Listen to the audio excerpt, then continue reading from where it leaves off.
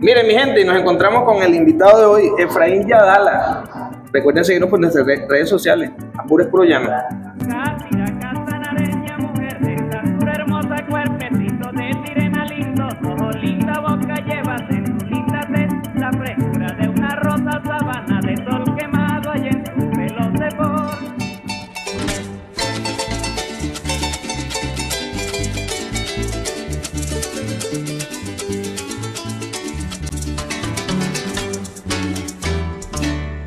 Somos una presentación de Restaurante Chino El Príncipe, la mejor comida oriental.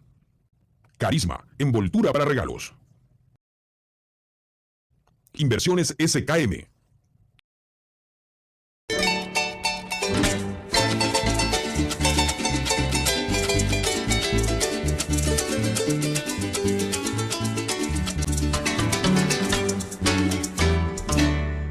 Epa, amigos y amigas, sean bienvenidos a su programa Apuro es puro llano. Aquí estamos trabajando día a día para llevarles lo mejor del llano. Pero antes no olviden seguirnos por nuestras redes sociales como Apuro es puro llano. Estamos en Facebook, TikTok, Instagram y YouTube. Hoy tenemos un invitado especial, de lujo, una mezcla de árabe con venezolano. Es un arroz con mango. Y canta música llanera pañapa. Pero antes, vean esto.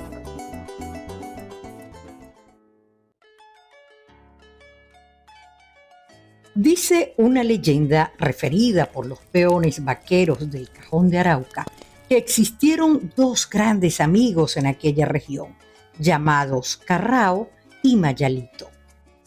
El primero, muy buen jinete, mujeriego, aficionado a las parrandas y si no pendenciero, no eludía los lances personales en ninguno de los cuales había salido perdedor.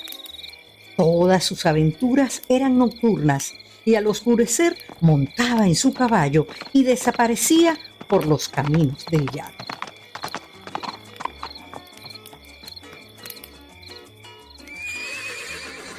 El segundo, o sea, Mayalito, era de un temperamento totalmente contrario al de Carrao.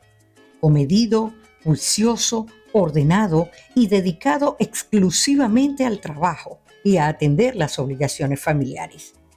De allí el que continuamente se lo pasara aconsejando a Carrao y reprochándole su conducta, aunque en el fondo admiraba la resolución, el coraje y las ocurrencias de su amigo, a quien profesaba gran afecto.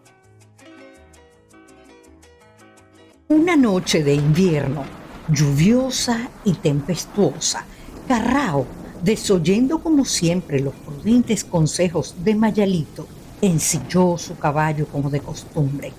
Sonriente, saltó sobre él y con una copla en los labios desapareció al pasitrote en la oscuridad de la sabana. Eso lo había hecho infinidad de veces. Pero esta vez pasó la noche, llegó el día y Carrao no regresó.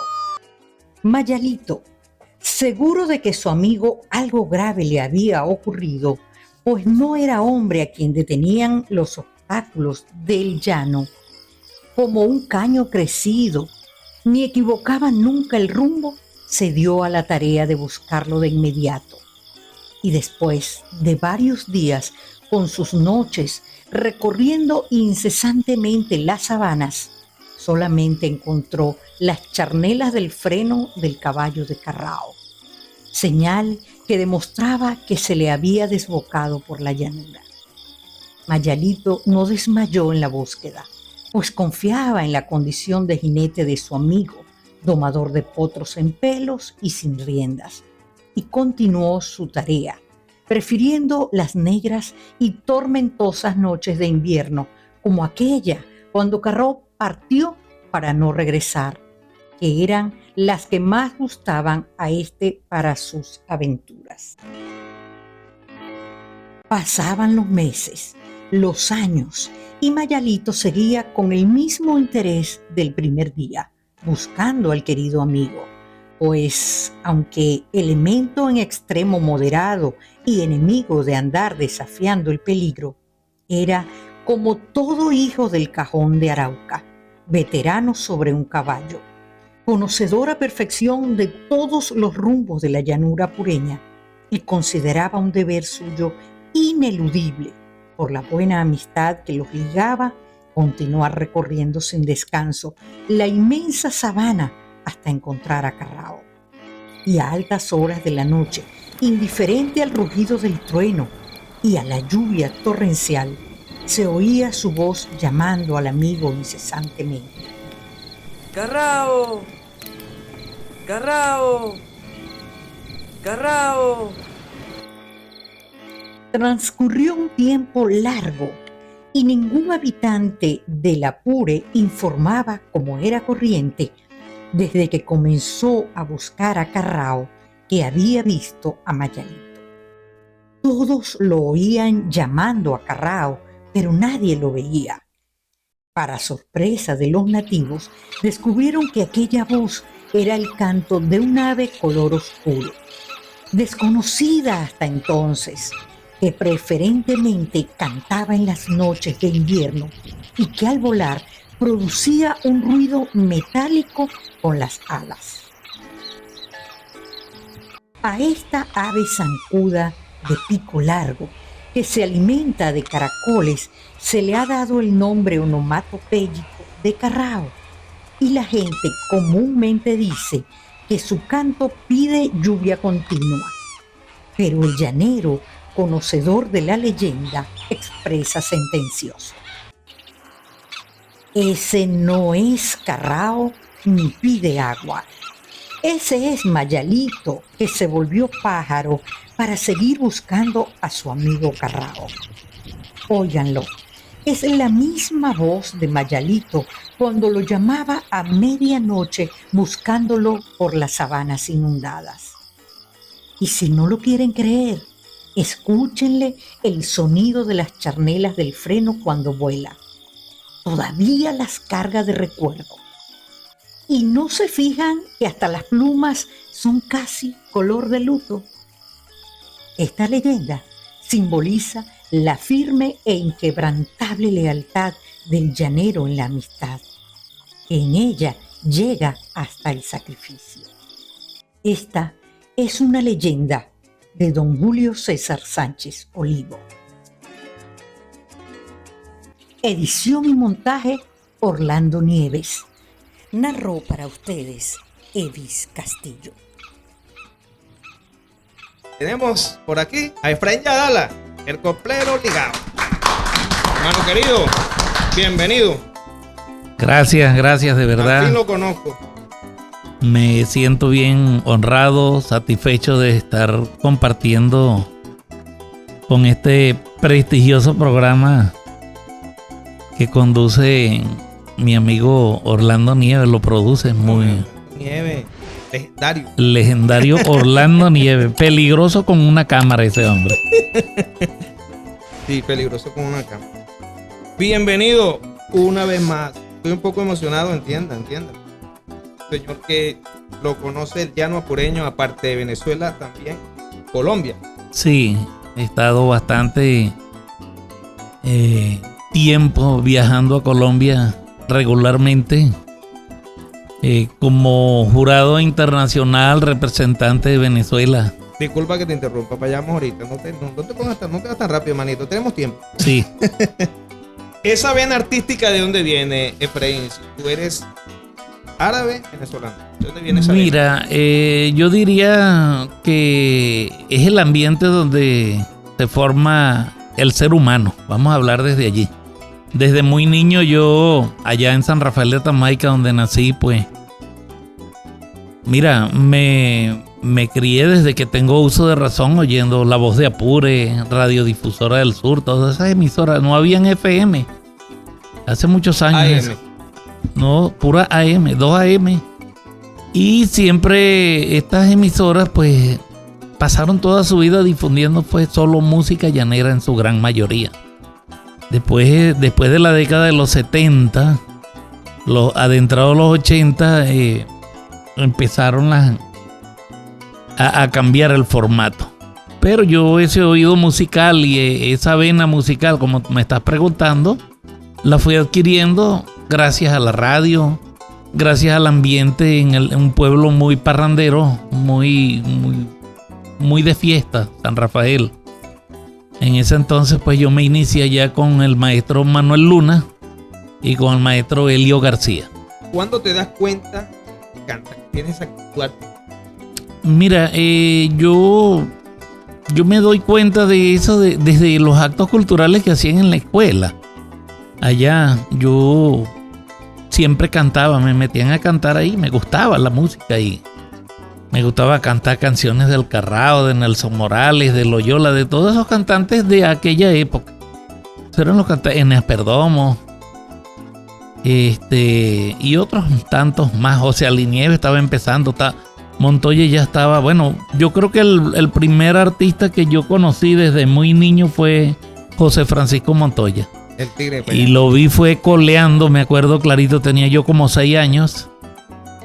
Una camisa de cuadros rojos, blancos y azul, un blue jean montado en su caballo, allá en la manga de coleo. Así conocí yo a Francisco Montoya. Está en su pleno apogeo. Era sí, coleador en aquel cómo tiempo. no, y contrapunteador de los de primera. ¿Quién te sacó del anonimato? Mira, yo me voy a estudiar bachillerato a Libertad de Barinas y mis tíos todos les gustaba la música también, algunos hermanos de mi mamá, todos. Y allí creo yo que, bueno, en ese entonces recuerdo ya, amigo de infancia de Luis Silva, de Cheo Silva, allí tuve la posibilidad de ir a los centros nocturnos donde presentaban música llanera y siempre me decían que cante el apureño era yo, un muchacho de 14 años, y me fajaba a cantar en todo eso. Terminaba rematando la fiesta. Era el que corría a la gente, en pocas Sí, palabras. prácticamente el que corría la gente. Así fueron tus inicios. Sí. Tus inicios fueron de muchacho de 14 años. Sí, luego me voy a Mérida a estudiar en la universidad y allí organizo un grupo que fue con el que grabé mi primera producción musical llamado Onda Criolla, un grupo muy versátil, un grupo donde tuve yo oportunidades de alternar como cantante de música llanera, porque era el único que cantaba recio y cantaba pasaje. En ese entonces la música recia y la música llanera no era muy bien sonada en los Andes venezolanos. Allá sonó mucho, fue el vallenato, las rancheras, y poco a poco uno iba alternando, compartiendo escenario. Yo, por ejemplo, desde joven, yo conocía al cantante Rafael, al español. Porque Rafael. Sí, alternábamos, el grupo fue tan popular en Mérida que, claro, como estábamos en Mérida, exigía la asociación de músicos que cuando venía un artista, sea nacional o internacional, del género que fuera, tenía que existir la presentación también darse de un grupo de la región, pues. Exacto. Eso era una norma. Entonces yo tuve posibilidad de ver a Rocío Dúrcal, a Juan Gabriel, a Franco De Vita y Lanchester, todos esos cantantes de aquella época. Y el que siempre cantaba la música llanera era Efraín Yadala y su Onda Criolla. Pero tuviste en el mejor momento, que eras como el único. ¿Sabes? Sí, y sin embargo habían muchos más grupos. Pero yo también tocaba armónica. Eso ya escuché por allí que eso para ahorita. Sí, no la trajiste, por cierto. La armónica. Mira, estuve buscándola por todo aquello y no la encontré. Pero les prometo que en el próximo Apure Puro Llano Amén. les vamos a tocar aquí en vivo armónica. ¿Oyeron? Orlando es un lince con la cámara. Sí. ¿Quiénes te apoyaron en aquellos tiempos? Mira, cuando yo fui a grabar mi primera producción había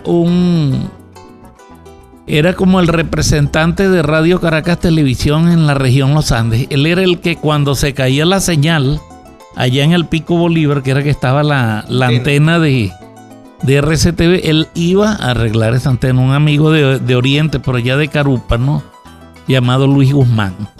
Luis Guzmán fungió mucho tiempo como representante artístico del grupo y era el que nos cargaba en esas giras cuando andábamos con Sexagésimo, cuando andábamos con Rogelio Ortiz, sí. Nosotros tuvimos una cervecería como agrupación musical en Mérida y nosotros, creo que el único que yo no pude contratar en ese entonces fue a Reinaldo Armas y Cristina Maica por el precio. Cobraban 120,000 bolívares. ¿Y ahorita cuánto cobran? Pero bueno, 10,000, 20,000 dólares, quién sabe. Pero te digo todo esto porque, mira, yo llevé a Luis Silva, contraté a Julio Camacho, de los que yo me acuerdo, Luis Lozada del Cubiro, al Carrao de Palmarito, a Luisa Tavares, a Reina Lucero, todos estos artistas de la época, nosotros los llevábamos.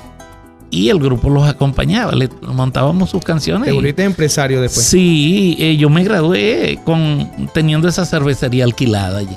Qué bien, qué bien. Incluso la promoción, mira, hizo todas sus fiestas a beneficio de la promoción, se hicieron allí. Y todo eso fue en el momento que estabas en la universidad, ¿verdad? Sí, todo. La música te ayudó mucho para pagar tus estudios, para costearlo. Sí, bastante. O sea, en esa época era muy fácil estudiar, ¿oíste? ¿Por qué? Porque, mira, con 600 bolívares de aquellos, un estudiante no pagaba ni el se daba el lujo de irse en buseta para la universidad, que era donde viajaban los riquitos. Bueno, pagaba medio, costaba 0.25 el pasaje. Y si pelabas la buseta, venía el autobús, que era gratis. Ah, no, está bien. Yo pelaría la buseta a propósito. Sí. ¿Cuántos temas tienes grabado? Mira, yo he grabado 5 producciones que contienen 65 temas por todo. Esas están disponibles en las redes, en YouTube, en Spotify. Spotify también. Sí. Y mira, siempre me dicen, mira, te vi por allí, te vi en las redes, estás en YouTube. Llaman amigos de uno que datan de aquellos años. No hemos perdido contacto. Yo estoy buscando un tema que se llama Amor, Amor. Amor, puro amor. Amor, sí. puro amor, un tema muy bonito. Ese fue para Sí. usted, ¿qué representa Amor, puro amor? Bueno, Amor, puro amor representa para mí como la consolidación como cantante. Porque en la primera producción yo grabé con Discos Mastranto del poeta José Vicente Rojas. Y de allí sonó mucho Catira Casanareña. Tan es así que todavía suena. En la radio suena. Un tema que para usted, en Colombia y aquí es para usted es himno. un buen tema, ¿verdad? Porque Sí. ese tema se lo dedica a quién usted. La Catira Casanareña, no, mira, te voy a contar la historia. Yo desde muy muchacho, Dumar Aljures, que es el compositor colombiano de Casanare, de Maní, él la grabó por allá en el año 75 y le quedó muy bien. Bueno, su versión original, pues. Y yo tendría yo en ese entonces ya que como 12, 13 años. Y dije, algún día yo tengo que grabar ese tema. Y lo quiero grabar mejor, claro. La tecnología me ayudó mucho también. Tan es así que yo tengo 2 versiones de la Catira Casanareña grabada. Una en acetato y una en CD. Se me volvió a caer la cédula. Se te volvió a caer la cédula, entonces. Fíjate, entonces de allí viene el éxito y gracias a esa canción, pues, los colombianos, el mundo folclórico de Colombia me reconoce allá como un gran cultor, pues, de la música llanera. Los festivales, ¿qué tal con cómo te le llevas con los festivales? Mira, yo tengo experiencia como cantante en festivales. Yo gané la Voz Universitaria 2 veces. Gané varios festivales por allá en el occidente del país. Y el último festival que me gané, que fue el último, digo yo, porque de ahí yo dije que no competía más, me dieron un cheque de 5,000 bolívares y el cheque se me deshizo en la cartera. Nunca lo pude cobrar, nunca tuvo fondo. Y yo era poco paciente en eso de rancharme allá en la alcaldía de Santa Cruz de Mora. Era el caficultor de oro. Y yo hablaba con el que organizó el festival y me bailó. Me daba varios viajes porque eso quedaba como a 40 minutos de Mérida, allá abajo. A ver si te pagan tu broma. Sí, nunca lo pude cobrar. Entonces yo dije, bueno, yo voy a hacer algo por el folclore. Yo fui víctima no diríamos un mal pago, puede haber sido. Pero es una Me estafa, quedaron mal. te Sí, una estafaron. estafa. Yo dije, yo ahora voy a ser jurado en lo sucesivo de festivales para defender el valor real del que se para en una tarima a cantar. Y así lo he logrado hasta hoy. Mira, yo organicé aquí el Alma Llanera 18 años seguidos. Traje colombianos, traje de Venezuela, de todo el país, los mejores. Y mira, gracias a Dios, mientras yo dirigí eso, nunca se vieron escándalos de Que me regalaron Efraín le regaló esto a fulano o le dio el premio al otro. No, eso no me gusta a mí, porque uno tiene que ser honesto, ¿ves? Igual en Colombia, mire, en Colombia generalmente invitan 30 cantantes de Venezuela y 30 son de Colombia. Después que yo me siento ahí en mi mesa, que no me para nadie hasta que no termine de cantar el último, para mí todos tienen el mismo valor. Cantantes de aquella época que tuviste bastante amistad con ellos, háblame acerca de ellos. Mira, de los que tengo gratos recuerdos, Carrao de Palmarito, José Francisco Montoya, dígame José Alí Nieves. Con José Alí tuvimos por ahí varias giras también. Después que yo grabé la segunda producción, tuvimos de gira por Barinas, tuvimos de gira por Guadualito, en el oriente del país también. No recuerdo haberme presentado en Valle La Pascua una vez. Montoya, José Alí, Teo Galíndez, Rumi Olivo. Estaba el Carrao y mi persona. Allí amanecimos. Y José Alí y Montoya amanecieron contrapunteando. Esos hombres eran interminables en eso. Bueno, eso, yo creo que todavía en La Pascua recuerdan eso. Con Santiago Rojas también tuve alguna vez por allá en La Romana, también en Valle La Pascua. Tuvimos. Hay un pueblo donde estuve en Ciudad Bolívar, que la carretera era un solo canal. La Flor de la Icotea se llama un pueblito, cerca de las minas. Eso es lejos, eso es muy lejos de aquí. Bueno, allí bautizamos la última producción que yo grabé, la quinta producción, y mire, eso fue un éxito total. Sí. Con Eneas Perdomo también estuve compartiendo algunas veces. Una vez con Damaso Figueredo. Al mes murió Damaso, en el año 92. Eso fue por un mes de agosto. Habían fiestas aquí, eran las preferias de San Jerónimo de Guayabal. Y me contrataron y iba a alternar con Damaso, y estaba Tomasito Marín también. Y Damaso disimulaba que tomar refresco en una Coca-Cola, en una lata de Coca-Cola, y adentro eso era puro ron. El Cubiro también era de esa escuela. Y yo recuerdo que el señor, cuando lo llamaron a cantar, ya estaba carbureado. Se le botó el refresco, era naranja Hic de paso, no era Pepsi-Cola, y el liqui era blanquito. Y así se paró don Damaso a cantar, y pasamos un rato bien agradable y casi amanecimos también. Sí, porque las fiestas que se efectuaban en esa época eran para amanecer. Igual que ahora. Al igual que ahora, ¿no? Que duran 2 o 3 días. Y así, eso siempre ha sido normal en nuestra idiosincrasia llanera. Amanecer es un buen hábito, diría yo, que no ocurre con frecuencia. Las fiestas de los pueblos son una vez al año.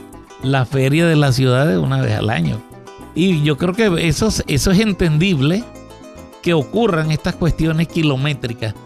Creo que hablabas con Tejada sobre la cuestión de la tecnología. Sí, es verdad. Ahorita cualquiera graba, pero cuando a mí me estaban captando los sellos disqueros, no era fácil que te escogiera un sello disquero para que grabaras.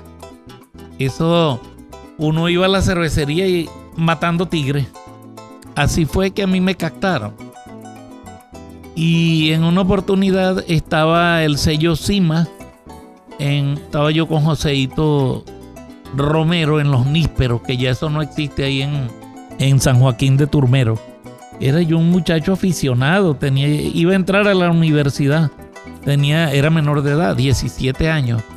Y unos primos míos me dijeron: primo, vamos a Los Nísperos, que ahí toca Joseito Romero. ¿Tú lo conoces? No, yo Joseito lo había oído demasiado en todas las grabaciones que hacía. Inclusive Joseito Romero era muy famoso por los instrumentales que había grabado. Había grabado muchísimo. Ya llevaba como 4 o 5 producciones que grabó instrumental. Y me lo presentaron. Y estaban unos promotores ahí del sello Cima y querían firmarme de una vez. Yo le dije: no, mira, yo no puedo firmarte porque yo voy a estudiar y prefiero graduarme primero. Y así fue. El último año que yo hice de economía, este señor Luis Guzmán me patrocinó el estudio de grabación en Barquisimeto con Alejandro López. Y así grabé yo mi primera producción de la mano de ese señor. Luego el poeta José Vicente oyó un cassette de prueba que yo tenía. Y dijo: no, vamos a sacarte ese disco. Me recuerdo que me regaló el poeta José Vicente Rojas, el compositor de Pescador del Río Apure. Me regaló 500 LP y 500 CD. Con eso salvé yo la inversión. Siempre estuviste como mantillado, Efraín. Sí, Y mira. tu talento también, Sí. que te ayudó. No me puedo quejar. Muchos me preguntan: ¿y tú sigues cantando? Claro, mis facultades están intactas, gracias a Dios. Y mi voz sigue siendo casi la misma. No diría que como cuando yo grabé, porque entonces no tenía un pito. ¿Y tu papá al inicio te apoyó? Mira, mi papá estaba reacio, chico. Te voy a contar esa anécdota. Mi papá decía: si tú no te gradúas, no vas a hacer nada. Árabe. Mi mamá jalaba para lo mío, porque a ella le gustaba la música llanera. Sí, reacio y no quería. Cuando yo grabé la segunda producción en acetato, todavía no había CD, grabé un tema del Guacharaquito de Ángel Corona, que en paz descanse, él es de Guadualito. El guacharaco, Ángel Corona se llamaba. Grabé un tema llamado Para mi padre, para el Día de los Padres. Sí, yo me fui para Barquisimeto, grabé mi cuestión allá con Alejandro López y me traje un cassette de prueba. Y se lo puse a mi papá. Papá, oye, ya él más o menos había aceptado, porque en la primera producción musical yo hice un bautizo en San Rafael y yo lo puse por primera vez. Yo creo que mi papá, bueno, árabe, con su mal español hablado, él tomó la palabra, lloró esa noche de felicidad, por supuesto. Tu hijo había grabado un disco. Pero yo le llegué a él con un título en la mano, el título de economista, y con un disco así. Bueno, aquí tienes, pues te complací. Pero no dejé de grabar, no me retiré. Por parte suya y por parte de... Sí, estás complacido, aquí está. Y le dije: cuélgalo por allí. A él no le gustó eso de cuélgalo por allí, el título, ¿no? Y menos mal, porque a los días me llamaron a trabajar y tuve que bajarlo para llevarlo a el original. Y seguiste tu Sí, camino. sí, Efraín. cantando y ejerciendo la carrera de economista, y así me he mantenido durante más de, ya te estoy hablando, casi de 40 años. La edad mía. Sí. Entonces, fíjate, cuando tú naciste, yo estaba empezando ya a promocionar mi primer En disco. 84 nací. Sí. Entonces, fíjate, el viejo, cuando yo para mi padre, se le salió un par de lágrimas oyendo esa canción. Lástima que hoy no trajeron 4, ¿verdad? Pero en la próxima actuación, aquí, en la próxima Te la entrevista. iba a pedir, sí. pero como quieres. Bueno, pero vamos a darle un pedacito. Eso Claro. dice: para mi padre, un honorable señor, hombre sencillo, humilde y trabajador, quiero rendirle con todo mi corazón, quiero obsequiarle las notas de mi canción. Para mi padre, un honorable señor, Hombre sencillo, humilde y trabajador, quiero rendirle con todo mi corazón, quiero obsequiarle las notas de mi canción. Y por ahí se iba la canción. Muy bien. Otra canción que sonó y sigue sonando mucho, creo que hasta Freddy Baña a veces me dice la gente que la coloca por allí. Amor puro amor. Esa canción muy bonita, quiero que nos la canten. Bueno, el amor puro es aquel que nace dentro del alma, en lo profundo del pecho, que nunca lo borra nada. El amor puro es aquel, ardiente como una llama. Por eso amor es amor, donde quiera que se haga. Amor, amor en el río, amor, amor en la playa. Amor, amor en lo seco, amor, amor en el agua. Amor con la noche oscura, amor con la luna clara, amor por la carretera, amor en plena sabana. Una curiosidad que vi también de parte de una biografía que vi por allí, no voy a decir. Aparte de la música criolla, ¿cantas otros géneros musicales? Toco armónica.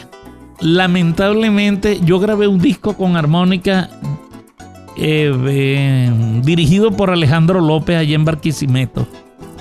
Grabé con sinfonía, armónica o sinfonía.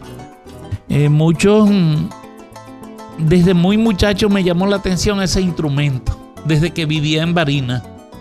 Esa es la forma como yo me incliné a tocar ese instrumento. Eso es por puro oído musical y respiración. El que no tenga buen pulmón no puede tocar sinfonía porque se asfixia. Porque tú tienes el instrumento pegado aquí y cómo respira mientras sopla. No es fácil. Y respirar por la nariz mientras estás tocando, eso no lo hace todo el mundo. Conozco otro armoniquero aquí en Venezuela llamado... no me acuerdo el nombre, pero él es de Acarigua, que grabó 2 o 3 producciones y me las mandó hace como 13, 14 años. Las conservo. Pero la que yo grabé, lamentablemente, se la entregué al señor Jacinto Martínez, del sello donde yo siempre grabé, Cachilapo. Y se la entregaron a Dimus, y a Dimus lo demandaron en ese entonces y decomisaron la cinta matriz. Y perdí ese material todo. Nah, para que... Pero yo toco sinfonía desde que estudiaba en Mérida y en el grupo que yo tenía, yo ponía a la gente a bailar también. ¿Con la sinfonía? Sí, vallenatos, de todo, música merengue, tecno merengue. Yo tengo oído musical para todo eso. Y bueno, algunos músicos le reconocen a uno ese oído musical. Si no, pregúntale a José Olivero, al cuatrista, para que... Pregúntale así, mire chico, ¿qué tal tiene el oído el Musiu Yadala? Más nada. Ese te va a decir con un groserión. La palabra de él. Dice, bueno, que ese oído es único. Porque hay cantantes, no solamente en este género, que cantan muy bien y se han destacado. Y tú le charrasqueas un 4 o le haces un registro de arpa y no sabe qué tono es. Hay muchos de esos por allí, bastante, que yo los he descubierto, pero yo no puedo decir nada tampoco porque eso no es competencia de uno, ¿eh? No. Eso más bien es mala educación, porque es como quererlo desmejorar o desvirtuarlo. No, pero si él canta bien, tiene oído para entrar con la tiene cuadratura, mas no tiene oído de distinguir una nota musical, porque es que eso es muy complejo. Eso no... Entonces José Olivero, una vez fuimos a grabar a Televen un programa gubernamental, y el cantante que escogieron de la época fue a mí. Yo trabajaba en Fondea. Yo fui uno de los fundadores también de Fondea aquí. Y resulta que cuando veníamos de regreso, en el autobús ponían cualquier género musical y él traía el 4 en la mano. Y me decía, Musiu, ¿qué tono tiene esa canción que estaba sonando? Le decía yo, sol mayor. Y él buscaba sol mayor. Este otro tema, no, si menor. Y yo, este Musiu tiene oído. De ahí quedó esa anécdota con José Olivero. Identifica identificar las notas de una Sí, claro, las eso no lo hace cualquiera así de buena a primera. Un do bemol, un si bemol, Eso es más complicado. Como relativo. Sí, Dime una anécdota de Jacinto. Jacinto Martínez. Ajá. En una oportunidad cuando fuimos a grabar Amor Puro Amor, fue el único disco que yo no grabé en Barquisimeto. Los demás todos fueron en OHM. Fuimos donde Roldán en Velvet de Venezuela. Bueno, ese tipo, Jorgito, el hijo del viejo, Roldán, se fue y me dejó ahí cantando solo. Cuando regresó, ya yo había grabado los 10 temas. Le dije, bueno, ahora busque los errores donde vamos a corregir. Él se fue y dejó esa vaina ahí sonando solo. Y bueno, y este señor es loco. ¿Y quién va a dirigir esto?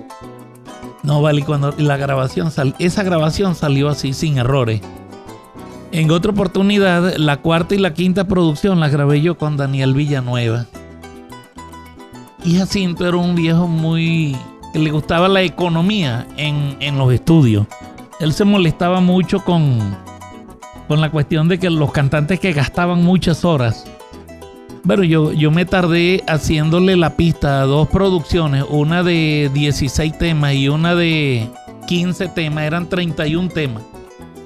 Le metí la voz de un solo golpe, en un solo día. Empecé a las 8 de la mañana, terminé a las 8 de la noche. Y con Daniel Villanueva me tardé 9 horas haciendo esa pista. Yo no conocía al bajista, que era el hermano de Ortiz, Milvier. Yo no conocía al maraquero, era el Gocho, el hijo de Juan 14. Conociera a José Olivero y a Daniel. Y entonces de ahí salía la anécdota, más bellaco que Efraín Yadala grabando un tema, porque eso era uno atrás de otro. Resulta que en una oportunidad, se merece un Grammy. En una oportunidad, sí, Alejandro López se quedó loco. Él mismo decía, pues, él ya murió, que habían 2 cantantes que grababan una producción de un solo golpe sin ponerse ronco. Una tras de otra. Sí, Efraín Yadala y Armando Martínez. Que él se acuerda. Que Armando Martínez, el canta clarito. Bueno, yo grabé 31 temas y yo no me puse ronco. Ni bebí miche. No, con pura agüita. Eso sí, buen hambre sí, después en la noche. Y Jacinto tenía muchas anécdotas. En una oportunidad cuando fuimos a grabar ese segunda producción me dijo, bueno, pariente, usted debe venir bien comido, bien cagado y bien miau. ¿Verdad que sí? Porque no le gustaba pararse en carretera. Nos fuimos hasta Maracay. Ese día nos quedamos en la casa de él, de familia allá. Y ese otro día subimos a Caracas. En 2 días hicimos esa producción. 2 días. 2 días. Y igual en Barquisimeto 2 viajes. Uno para hacer la pista. Y a los 15 días me fui a meterle voz yo solito eso. Con Alejandro López, él y yo solo. Así me ha gustado a mí trabajar las grabaciones. Eso sí, yo grabo leyendo. Para la dicción, la pronunciación. Porque a veces cantar así de memoria se te entorpece un poco la dicción también. Por eso es que no cometo errores. El truco está allí, tú que vas a grabar. Hay algunos que... No, usted se aprende la canción. Sí, pero lo mejor es leerla. Claro, no todo el mundo tampoco. Hay quienes se acostumbran a cantársela de memoria y lo hacen muy bien. Van seguros. Pero el que está acostumbrado a leer aquí y a cantar y a memorizar la melodía, mire, sin falla, se acostumbra. Sí. Si se pela. Sí. Bueno, mi gente. Que, como siempre yo le digo a mis invitados, que ya tienen trayectoria, como usted, una figura, es un baluarte de la cultura llanera. ¿Qué consejo le da usted a la nueva generación? Mira, estos muchachos de ahora, de verdad que yo me siento honrado, orgulloso de haber pasado por allí hace muchos años y dejar ese semillero, porque uno va dejando la semilla. ¿Ve? Y muchos muchachos que hoy día están allí, a lo mejor no se acuerdan casi ninguno de uno como artista. Otros sí. Pasa bastante.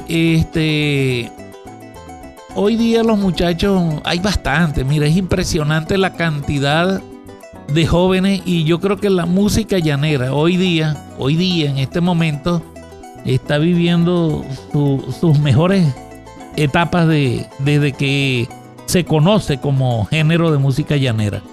¿Por qué? Porque mira, tenemos las redes, es muy fácil.